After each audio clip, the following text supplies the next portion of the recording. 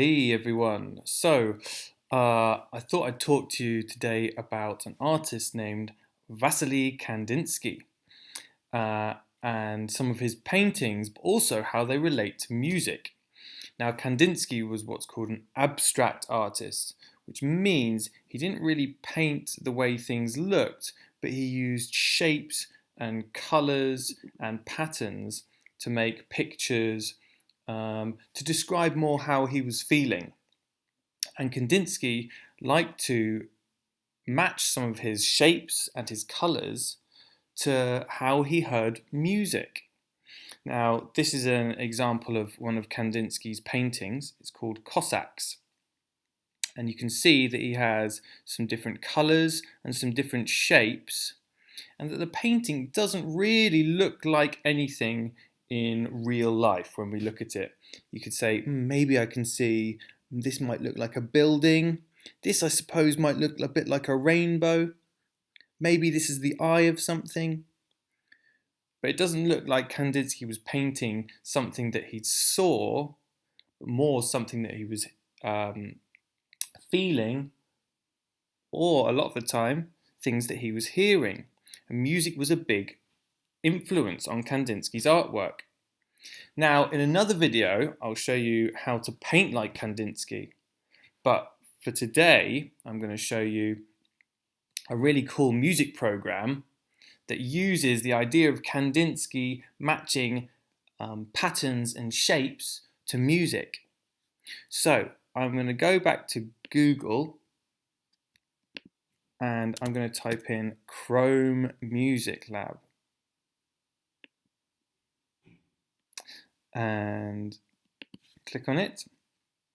You might remember I did a video about the Songmaker before. You might have had a play around with some of these other programs. They're all really cool, but we're going to go to this one, which actually is called Kandinsky. So if I go to this. Now this is a really cool idea for describing how sounds might look, which is kind of a weird thing to think about. How would a sound look? Or how would a shape sound? So all we do is start making some shapes or some patterns. I can do a wiggly line here, and it comes up with a sound. If I do a triangle, it comes up with like a percussion sound. If I do a circle, it comes up with a vocal sound. So I can put loads of these in. I can do some lines, different type lines that will sound different. If I put a square in,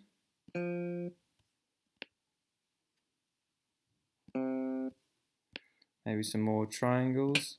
And you can play around with making some patterns or some different shapes. And then, this is the cool part, if I press play, it's going to turn my picture into a piece of music.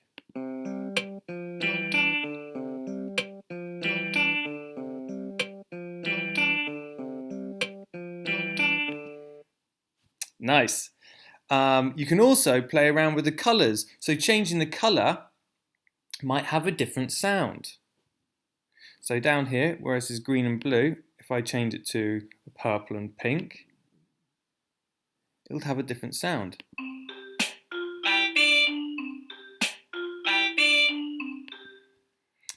And the same if I go to orange and yellow.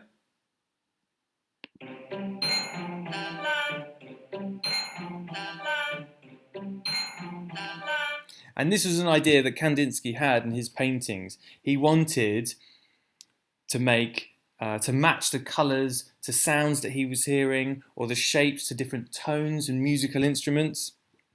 So get onto the program, have a play around, and create a picture that has a sound.